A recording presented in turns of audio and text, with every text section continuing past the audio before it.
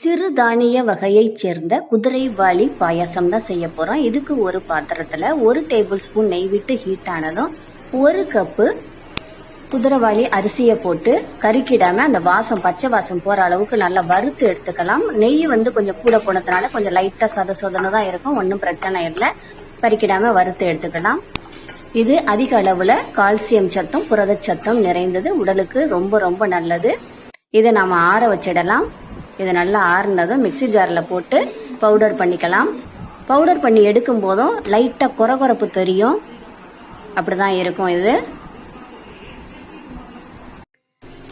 இப்போ அதே பாத்திரத்தில் 1.5 லிட்டர் தண்ணி ஊற்றிட்டு நல்லா கொதிக்க வைக்கலாம். இதில் இந்த குட்டி சிட்டிகை ஸ்பூன்னால் 1 சிட்டிகை சால்ட்டு போட்டு நல்லா கொதிக்க வச்சிடலாம். இது கொதிச்சுக்கிட்டு இருக்கும்போதே இந்த சைடு ஒரு சின்ன எண்ணெய் சட்டியில் 1/2 டேபிள் ஸ்பூன் நெய் விட்டு அதில் 10 முந்திரி உடைச்சி போட்டு 10 உலர்ந்த திராட்சையை போட்டு பொன்னிறமாக பொரிச்சு எடுத்துக்கலாம்.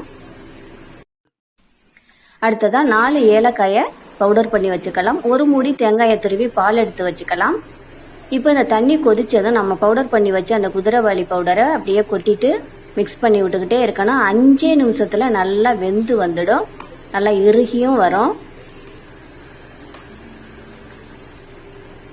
இப்போ நம்ம எடுத்து வச்ச தேங்காய் பாலை இதில் ஊற்றிடலாம். ஊற்றி விட்டு நல்லா மிக்ஸ் பண்ணிக்கலாம். இது மிக்ஸ் பண்ண பிறகு 2 டேபிள் ஸ்பூன் நாட்டு சக்கரை போட்டுக்கலாம். என்னோட குழந்தைங்களுக்கு நாட்டு சக்கரை அதிகமாக பிடிக்காது அப்படிங்கிறதுனால கலர்ஃபுல்லாக இருக்கட்டும் 2 ஸ்பூன் நாட்டு சக்கரையும் 8 டேபிள் ஸ்பூன் சுகரும் போட்டிருக்கேன். போட்டு இதை நல்லா மிக்ஸ் பண்ணி விட்டு இதெல்லாம் நல்லா கரையட்டும்.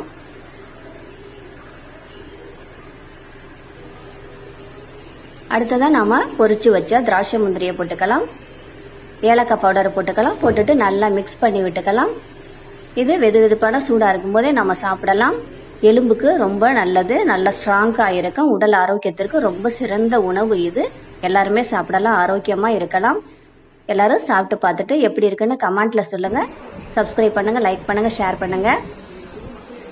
டேஸ்ட்டு செம்மையாக இருந்துச்சு, நல்ல ஒரு வாசத்தையும் கொடுத்தது.